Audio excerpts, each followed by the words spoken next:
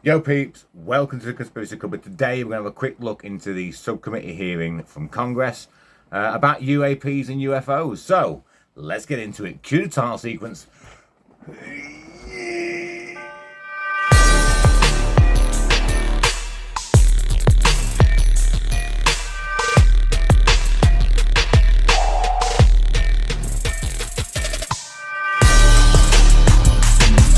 Yeah, there we go. Title sequence is... Yeah, it's away. Yeah. Okay, cool. Right, so on Wednesday, then, the 26th of July, we know that the subcommittee met at Congress and they interviewed Ryan Graves, David Grush, and Commander David Fravor. Now, they all gave their own testimonies, which most people will have heard. So, if you are not sure about David Grush, then he is the former intelligence agency worker who worked at high levels in the US government. And he basically took in UAP reports, UFO reports. He's heard from many different people who've claimed that they have knowledge of crashed UFOs, crash retrieval programs, of alien bodies, of sightings over Vermont Air Base, a new sighting that he brought forward. Now, he didn't bring anything brand new forward because a lot of the stuff he's not allowed to say, because even though he's come forward under the Whistleblower Act, he's still being basically redacted. He's still being told he's not allowed to say X, Y, and Z, which is why in the subcommittee meeting he said to them, well, if you want me to tell you this, I can tell you in a basically an out of hearing meeting. So it's not going to be on record for this case, but obviously I could tell you afterwards.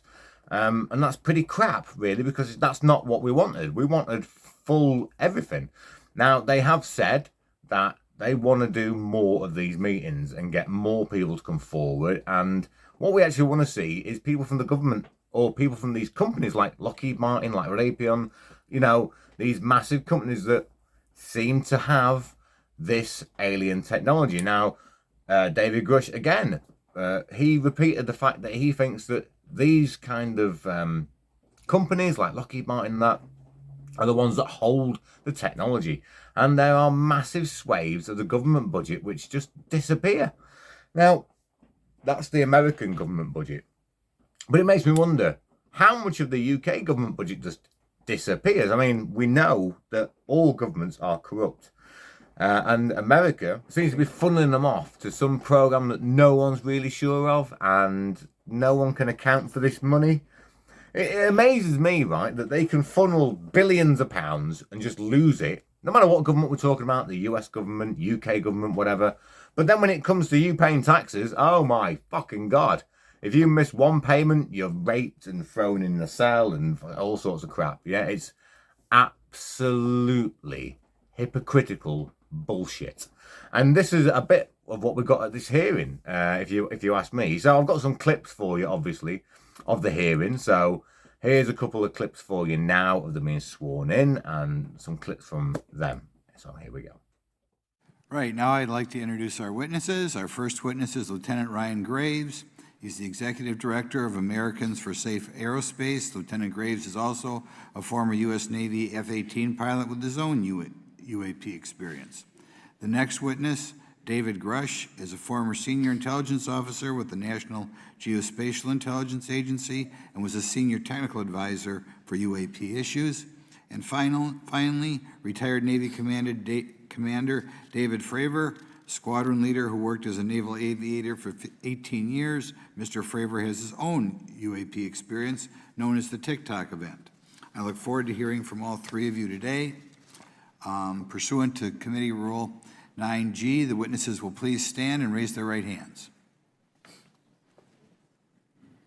Do you solemnly swear or affirm that the testimony you are about to give is the truth, the whole truth, and nothing but the truth, so help you God?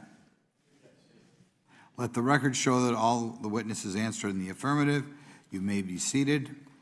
We appreciate you all being here today and look forward to your testimony. I'll remind the witnesses that we have read your written statements and they will appear in full in the hearing record.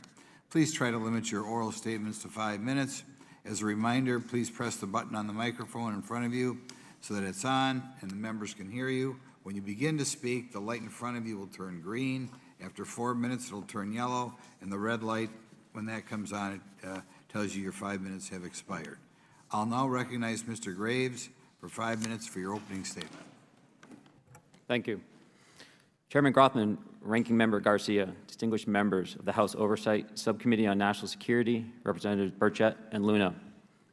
My name is Ryan Fobbs Graves, and I am a former F-18 pilot with a decade of service in the U.S. Navy, including 2 deployments in Operation Enduring Freedom and Operation Inherent Resolve.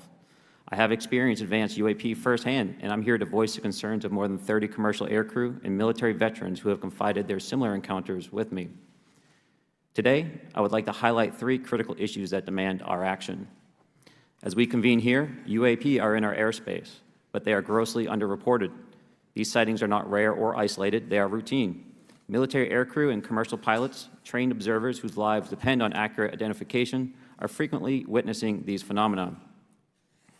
The stigma attached to UAP is real and powerful and challenges national security. It silences commercial pilots who fear professional repercussions, discourages witnesses, and is only compounded by recent government claims questioning the credibility of eyewitness testimony. Parts of our government are aware of more about UAP than they let on, but excessive classification practices keep crucial information hidden. Since 2021, all UAP videos are classified as secret or above. This level of secrecy not only impedes our understanding, but fuels speculation and mistrust. In 2014, I was an F-18 Foxtrot pilot in the Navy Fighter Attack Squadron 11, the Red Rippers, and I was stationed at NAS Oceana in Virginia Beach. After upgrades were made to our jet's radar systems, we began detecting unknown objects operating in our airspace. At first, we assumed they were radar errors, but soon we began to correlate the radar tracks with multiple onboard sensors, including infrared systems, eventually through visual ID. During a training mission in Warning Area Whiskey 72, 10 miles off the coast of Virginia Beach, 2 F-18 Super Hornets were split by a UAP. The object, described as a dark gray or a black cube inside of a clear sphere, came within 50 feet of the lead aircraft and was estimated to be 5 to 15 feet in diameter. The mission commander terminated the flight immediately and returned to base. Our squadron submitted a safety report, but there was no official acknowledgement of the incident and no further mechanism to report the sightings. Mr. Rush? Mr. Chairman, ranking members and congressmen, thank you. I'm happy to be here. This is an important issue, and I'm grateful for your time. My name is David Charles Grush. I was an intelligence officer for 14 years, both in the U.S. Air Force, both active duty, Air National Guard, and Reserve, at the rank of major, and most recently from 2021 to 2023, at the National Geospatial Intelligence Agency, NGA, at the GS-15 civilian level, which is the military equivalent of a full bird colonel. I was my agency's co-lead in unidentified anomalous phenomena and transmedium object analysis, as well as reporting to the UAP task force, UAPTF, and eventually, once it was established, the All-Domain Anomaly Resolution Office, AARO. I became a whistleblower through a PPD-19 urgent concern filing in May 2022 with the Intelligence Community Inspector General. Following concerning reports from multiple esteemed and credentialed current and former military and intelligence community individuals that the U.S. government is operating with secrecy above congressional oversight with regards to UAPs. My testimony is based on information I've been given by individuals with a long-standing track record of legitimacy and service to this country, many of whom also have shared compelling evidence in the form of photography, official documentation, and classified oral testimony to myself and my various colleagues. Retrieval and reverse engineering program, to which I was denied access to those additional read-ons when I requested it. I made the decision, based on the data I collected, to report this information to my superiors and multiple inspectors general, and in effect becoming a whistleblower. As you know, I've suffered retaliation for my decision, but I am hopeful that my actions will ultimately lead to a positive outcome of increased transparency. Thank you, and I'm happy to answer your questions. So we'll get back into the hearing in a minute. So as you've seen there, they're saying basically that all this is true. When are you going to wake up and realize that this is going on? This is in Congress right now. UK government, what are you doing about this? What are you going to say about this? Other people have got to come forward now and start putting what they're doing together and showing us, just like they are here in Congress, what the fuck is going on. Anyway, back to this. Thank you. Commander Fravor? Thank you. Thank you, Mr. Chairman, Congressmen, Congresswomen. I want to first thank you for the invitation to speak to the committee on the UAP topic that has been in the news for the past 6 years and seems to be continuing to gain momentum. As you know, my name is David Fravor. I'm a retired commander in the United States Navy. In 2004, I was a commanding officer of Strike Fighter Squadron 41, the world-famous Black Aces. We were attached to Carrier Wing 11, stationed on board the USS Nimitz, and had begun a 2-month workup cycle off the coast of California. On this day, we were scheduled for a 2v2 air-to-air training with the USS Princeton as our control. When we launched off Nimitz, my wingman was joining up. We were told that the training was going to be suspended and we were going to proceed with real-world tasking.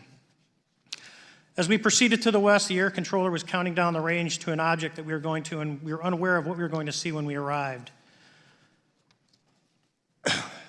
The controller had told us that these objects had been observed for over 2 weeks, coming down from over 80,000 feet, rapidly descending to 20,000 feet, hanging out for hours, and then going straight back up. For those who don't realize, above 80,000 feet is space.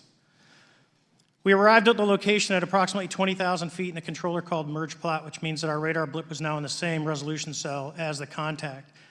As we looked around, we noticed that we saw some whitewater off our right side. It's important to note that the weather on this day was as close to perfect as you could ask for off the coast of San Diego. Clear skies, light winds, calm seas, no whitecaps from waves. So the whitewater stood out in a large blue ocean. All 4 of us, because we were in F-18Fs, so we had pilots and Wizzo in the back seat, looked down a small, saw a white tic-tac object with a longitudinal axis pointing north-south and moving very abruptly over the water like a ping-pong ball. There were no rotors, no rotor wash, or any sign of visible control surfaces like wings. As we started clockwise towards the object, my Wizzo and I decided to go down and take a closer look with the other aircraft staying in high cover to observe both us and the tic-tac. We proceeded around the circle about 90 degrees from the start of our descent, and the object suddenly shifted its longitudinal axis, aligned it with my aircraft, and began to climb. We continued down another 270 degrees, nose low, where the tic-tac, or we considered 270 degrees to where, and we went nose low to where the tic-tac would have been. Our altitude at this point was about 15,000 feet, and the tic-tac was about 12,000. As we pulled nose onto the object, within about a half mile of it, it rapidly accelerated in front of us and disappeared. Our wingman, roughly 8,000 feet above us, lost contact also. We immediately turned back to see where the whitewater was at, and it was gone also. So as we started to turn back towards the east, the controller came up and said, "Sir, you're not going to believe this, but that thing is at your cat point, roughly 60 miles away in less than a minute. You can calculate the speed." We returned to Nimitz. We were taking off our gear. We were talking to one of my crews that was getting ready to launch. We mentioned it to them, and they went out and luckily got the video that you see, that 90-second video. What you don't see is the radar tape that was never released, and we don't know where it's at, of the active jamming that the object put on an APG-73 radar, and I can get into modes later if you're interested. What is shocking to us is that the incident was never investigated. None of my crew were ever questioned. Tapes were never taken, and after a couple days, it turned into a great story with friends. It wasn't until 2009 until Jay Stratton had contacted me to investigate. Unbeknownst to all, he was part of the ATIP program in the Pentagon led by Lou Elizondo. Go into space, go someplace, drop down in a matter of seconds, do whatever it wants, and leave. And there's nothing we can do about it. Nothing. Okay. You two? Well, I would also like to add, from a commercial aviation and military aviation perspective, we deal with uncertainty in our operating space as a matter of our professional actions. Identifying friend from foe is very important to us. And so when we have unidentified targets and we continue to ignore those due to a stigma or a fear of what it could be, that's an opening that our adversaries can take advantage of. With direct knowledge, or have direct knowledge yourself, of non-human origin craft. Yes, I personally interviewed those individuals. Mr. Grush, as a result of your previous government work, have you met with people with direct knowledge, or have direct knowledge yourself, about ATs, advanced technologies that the U.S. government has? Based on conventional advanced tech, I was briefed to the preponderance of the Defense Department's both space and aerospace compartmented programs, yeah. Do you have knowledge or do you have reason to believe that there are programs in the advanced tech space that are unsanctioned? Yes, I do. Okay. Yeah. And when you say that they're above congressional oversight, what do you mean?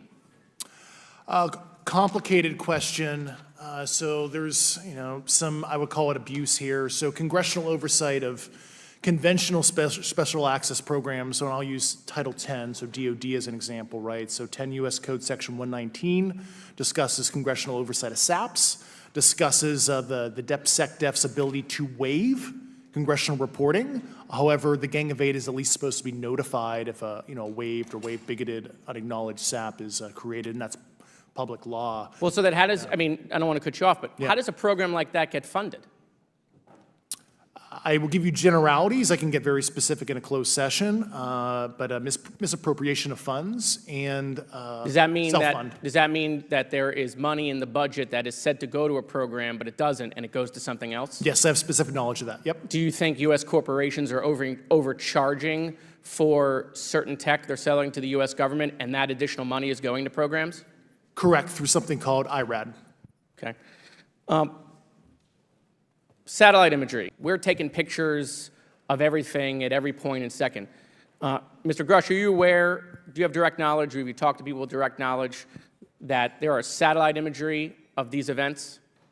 That was one of my primary tasks at NGA, since we process, exploit, and disseminate that kind of information.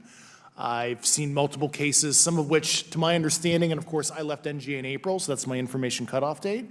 But I personally reviewed both what we call overhead collection and from other strategic and tactical platforms that I could not even explain prosaically. And I have a degree in physics, by the way, as well. And I am aware that you guys have not seen these reports, unfortunately. And I don't know why. Do you have direct knowledge, or you had spoken to people with direct knowledge that this imagery applies to crash sites, crash imagery? I can't discuss that in an open session. Okay. Do you have any information that the U.S. government is involved in a disinformation campaign to deny the existence of certain UAPs? I can't go beyond what I've already stated publicly in my News Nation interview because it touches other sensitivities. Okay.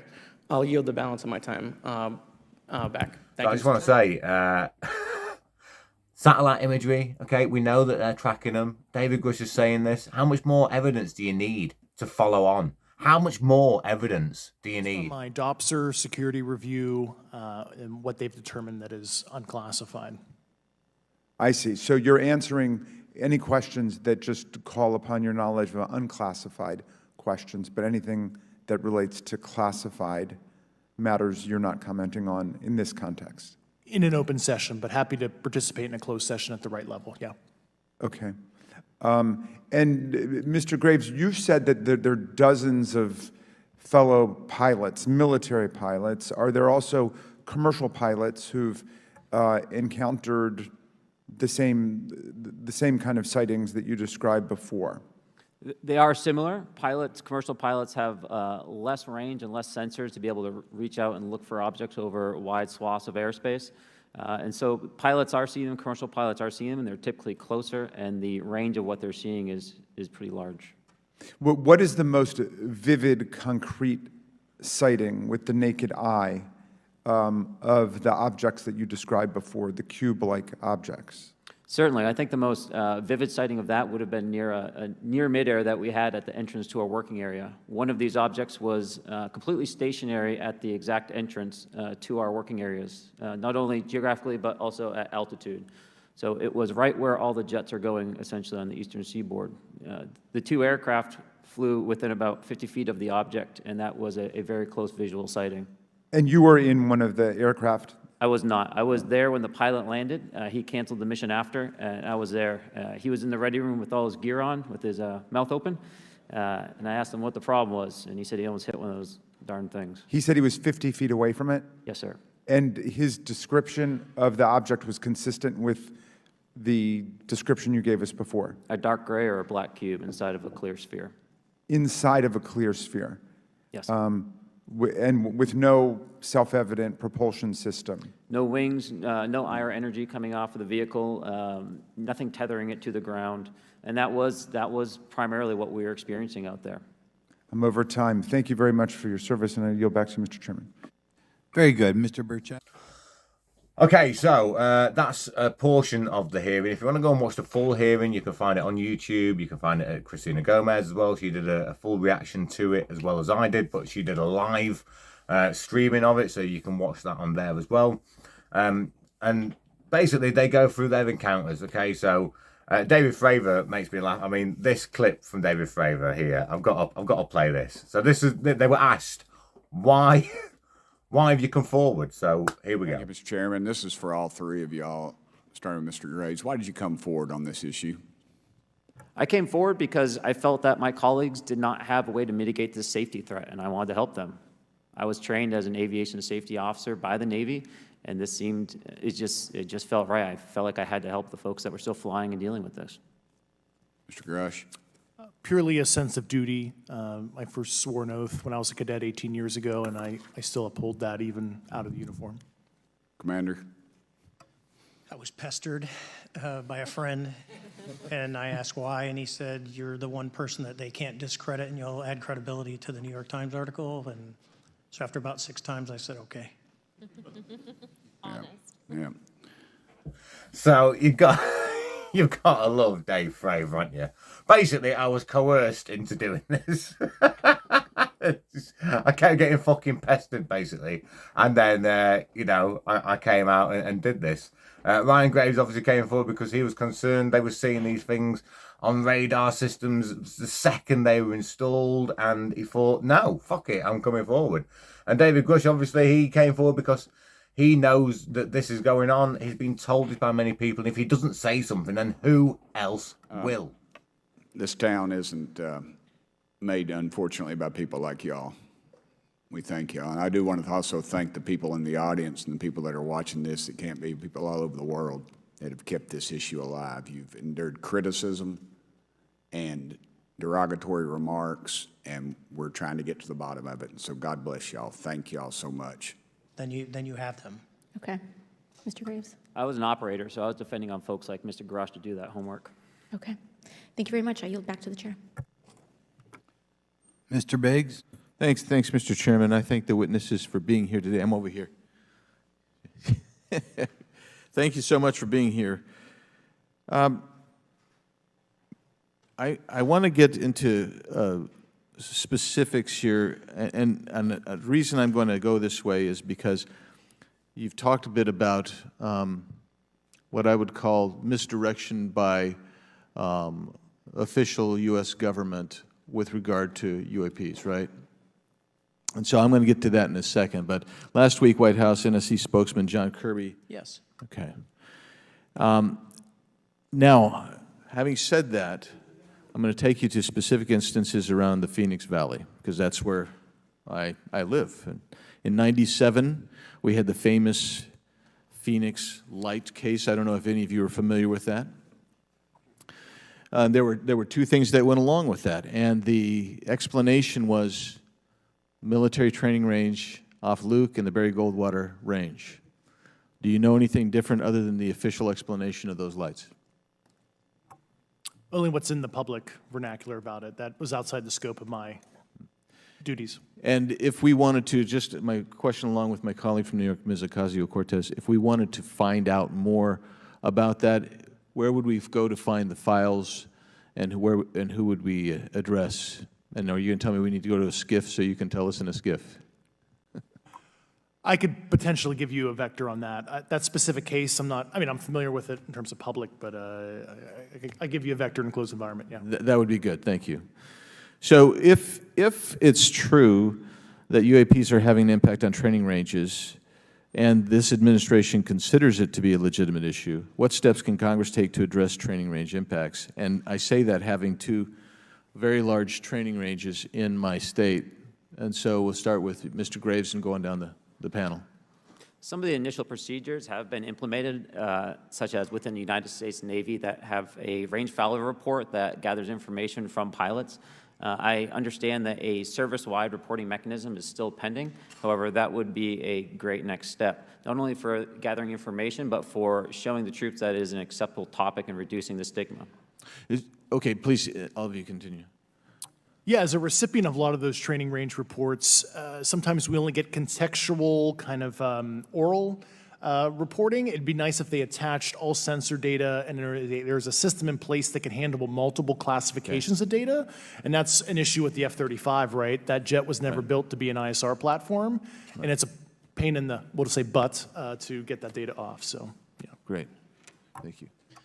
Yeah, I would agree with the previous two, being a user of those training ranges, that the data has to be out there. You have to acknowledge that you're seeing them, and then you have to collect the data. Right now, you get the report, someone says, I saw something, but no one collects the radar data to back it up and do research. Okay. Do you believe that the 2019 classification guidelines for UAPs interferes with the federal government's ability to be transparent with the American people?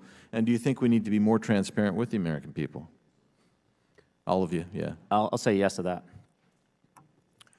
Yeah, I'm familiar with at least the UAP Task Force 2019 Security Classification Guide. I think it's fair. I did actually help author that with the director. You got a bias that way then. But I will say, I'll call it a lazy attitude about declassifying videos. I mean, I've seen some of the videos of the recent shoot down, and I saw no reason that couldn't have been released as long as they mask some data. The American people deserve to see that imagery in full motion video. I would think, well, in my opinion, I will say things are overclassified. I know for a fact the video or the pictures that came out in the I think it was 2020 report that had the stuff off the East Coast, they were taken with an iPhone off the East Coast. A buddy of mine was one of the senior people there, and he said they were originally classified at TSSCI. And my question to him was, what's TSSCI about these? They're an iPhone literally off the vacapes. That's not TSSCI. So they're overclassified, and as soon as they do that, they go in a vault, and then you all have to look for them. Yeah, so with the overclassification, that may be one way. Are there other ways that the DOD or intelligence agencies are keeping this information from the American people or even from Congress? I think part of that has been not encouraging reporting. If the problem is not something that can be measured, it's not something that's going to be fixed. Okay, very good. Well, I'm out of time, and I thank you, Mr. Chairman, and I yield back. Thank you, Mr. Chairman. Appreciate you guys coming out today, testifying. Look, I've been here for 6 months, and I'm pretty skeptical. I don't trust anything in this town, and so I think that's because I'm from Missouri. You've got to show me, right? With that being said, there's been a lot of things that have been said in the public, Mr. Grush, and so I want to get down to, if we can, some specifics, right? So. At one point, you had said that there has been harmful activity or aggressive activity. Has any of the activity been aggressive, been hostile in your reports? I know of multiple colleagues of mine that got physically injured. And the activity, and I got to... By UAPs or by people within the federal government? Both. Okay, so there has been activity by alien or non-human technology and or beings that has caused harm to humans. I can't get into the specifics in an open environment, but at least the activity that I personally witnessed, and I have to be very careful here because they tell you never to acknowledge tradecraft, right? So what I personally witnessed myself and my wife was very disturbing. Okay. One of my constituents actually sent this next question, and I figured I'd ask it since I had the same thought. You've said that the U.S. has intact spacecraft. You said that the government has alien bodies or alien species. Have you seen the spacecraft? I have to be careful to describe what I've seen firsthand and not in this environment, but I could answer that question behind closed doors. Yeah. And have you seen any of the bodies? That's something I've not witnessed myself. Okay, and so with that being said, the other statement that has been made that was intriguing to me it's intriguing because My view has been that we are billions of light years away from any other system. And the concept that an alien species that's technologically advanced enough to travel billions of light years gets potential.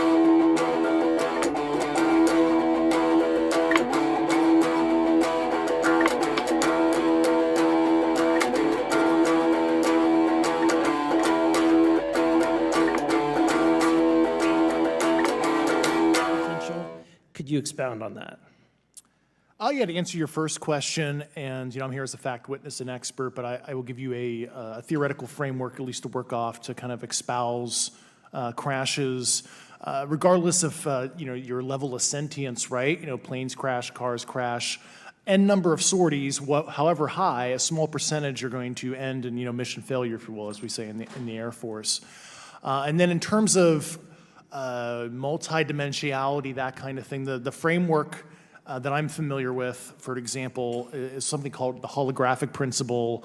It derives itself from general relativity and quantum mechanics, and that is, if you want to imagine a 3D object such as yourself casting a shadow onto a 2D surface, that's the holographic principle. So you can be projected, quasi-projected from higher dimensional space to lower dimensional. It's a scientific trope that you can actually cross, literally, as far as I understand, but there's probably guys with PhDs that we could probably argue about that. But you have not seen any documentation that that's what's occurring? Only a theoretical framework discussion, yes. Okay.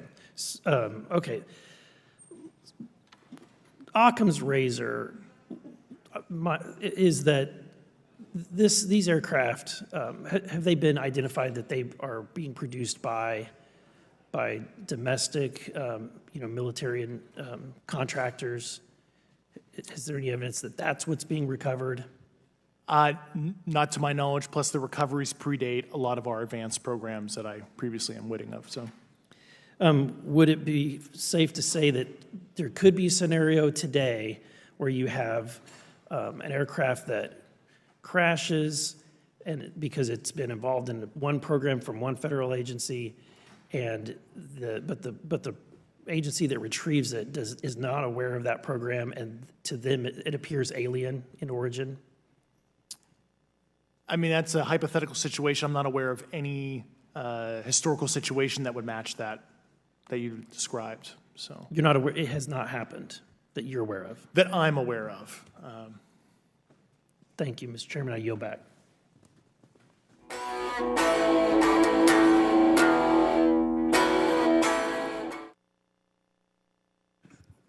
Several months ago, my office received a protected disclosure from Eglin Air Force Base indicating that there was a UAP incident that required my attention. I sought a briefing regarding that episode and brought with me Congressman Burchett and Congresswoman Luna. We asked to see any of the evidence that had been taken by flight crew in this endeavor and to observe any radar signature as well as to meet with the flight crew.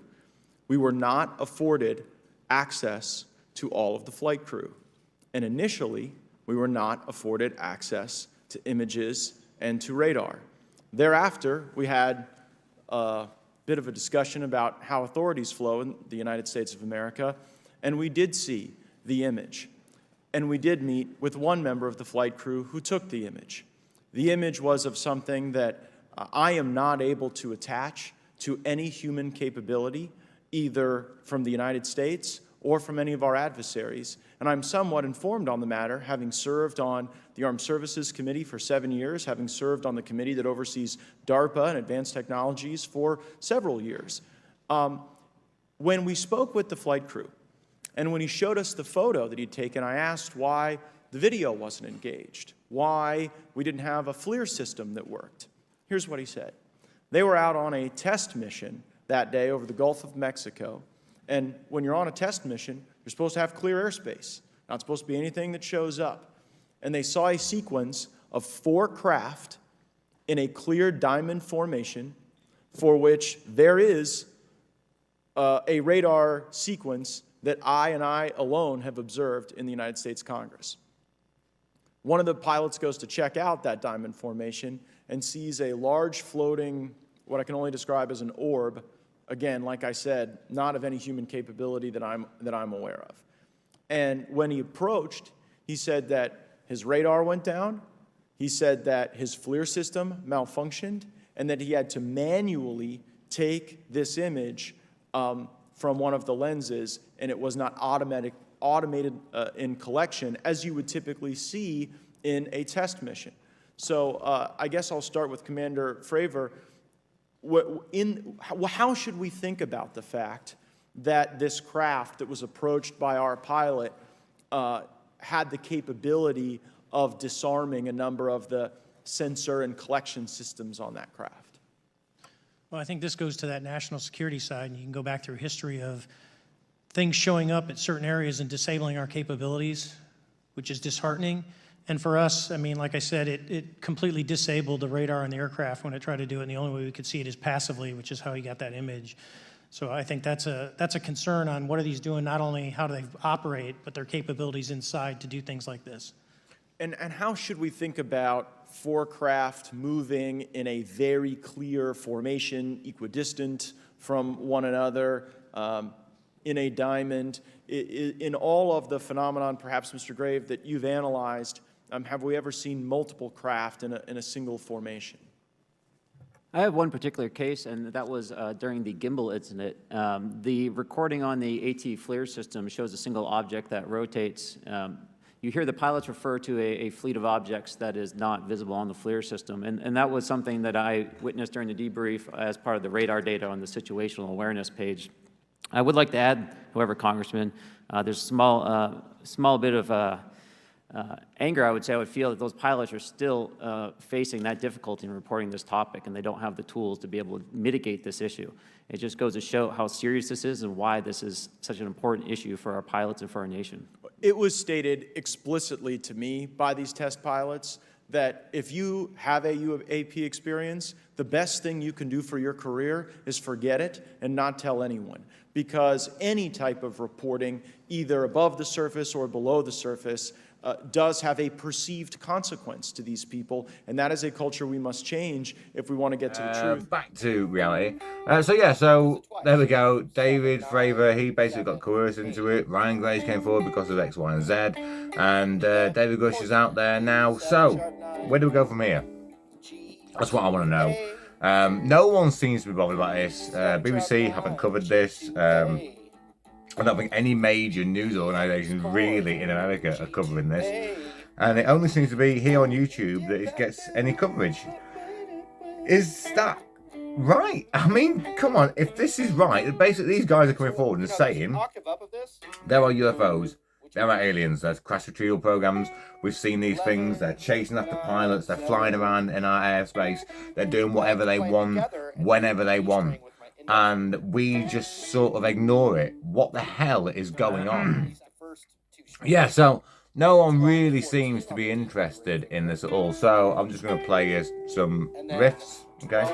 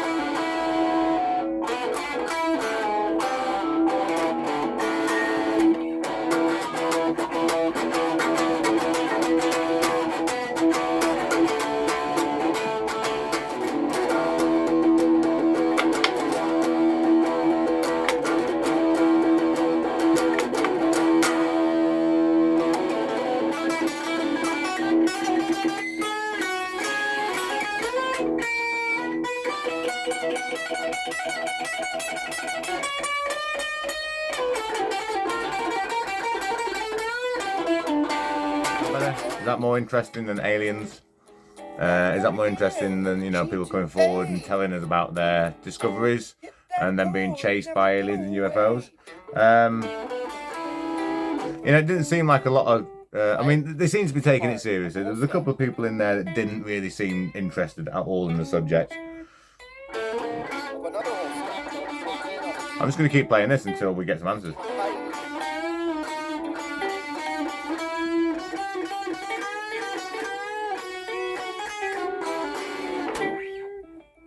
So, which is over F sharp, F sharp, and except for you know, I really don't know what else to say. I'm just kind of dumbfounded really that no news channel really gives a shit about this.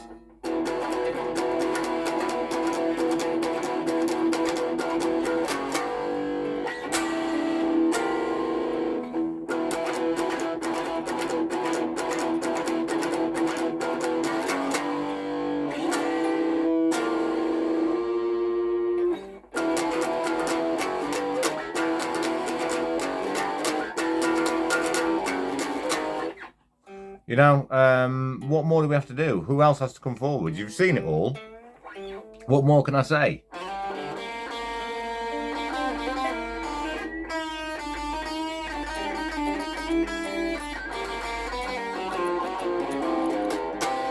So, anyway. So, in my next upcoming episodes, I'm going to be looking into these 50-minute cities, you know, the climate crisis. Apparently, you know, us basically having cow farts and driving around in our cars is more toxic than people burning tyres in Africa or in parts of Asia, or, you know, anything else they do over there. And we are the ones that must pay for all this, obviously. So, what do you guys think? I'd like you to let me know. What do you think is going to happen with all this UFO stuff? What do you think is going to happen with this stuff in Congress? Are we going to get more Congress meetings? Are we actually going to find out something new and, you know, find out what's actually fucking going off? Also, what do you think of these 15-minute cities and all of this climate change stuff? I'm not denying the climate changes. It's changed all the time. It changes every year. It changes every couple of thousand years. But carbon emissions are not to blame.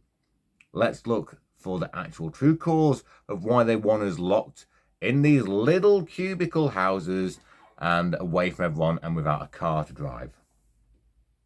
So, thank you very much for listening to me. I have been Mischief. I'm going to play out with a little rambling. And, yeah, if you would just like to leave me a comment about what you'd like to see next.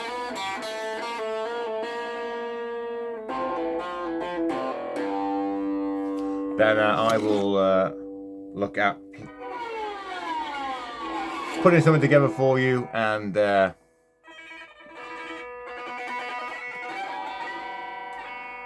basically doing you an episode. Until then, here's some weird psychedelic music.